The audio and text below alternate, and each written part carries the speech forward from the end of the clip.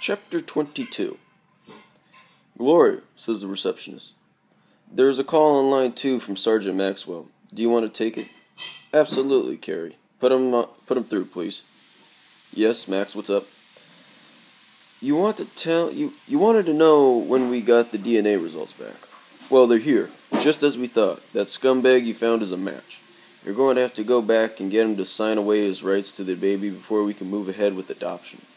When can you go down there? Tomorrow, I guess, but you're going to have to loan us Bruiser again. I don't have enough nerve to go back there without him. I'll have him at your office at 9 in the morning. Good luck. Thanks a heap, Max. Elsie, you and I have a date to go back to Slumsville. It turns out Mr. Ring in the Nose and all points south is the poor little tyke's father. We need to get his signature on this release so there won't be any blowback when we find an adopted couple for her.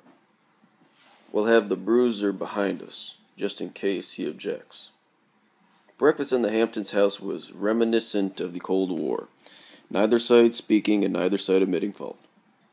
We have to put this behind us, son, and confess to being out of town. Otherwise, we won't have an alibi for the time the old lady was murdered.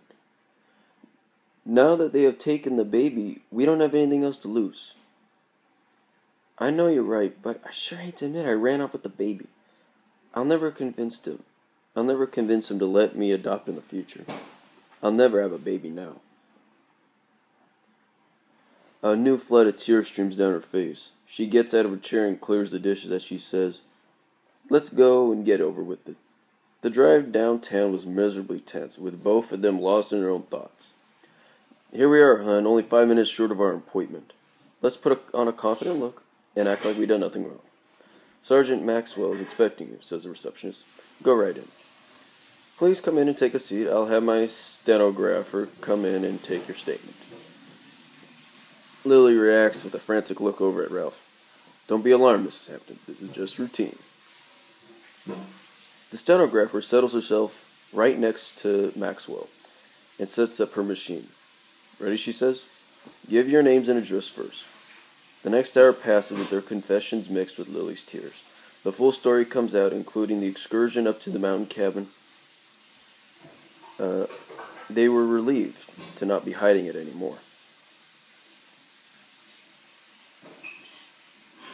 Can you give me the name of the resort and car rental place so I can verify your alibi?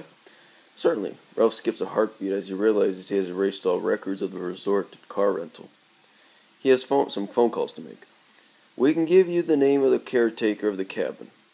He saw us there on Friday night. I think that'll do for now. We'll verify your information and get back to you.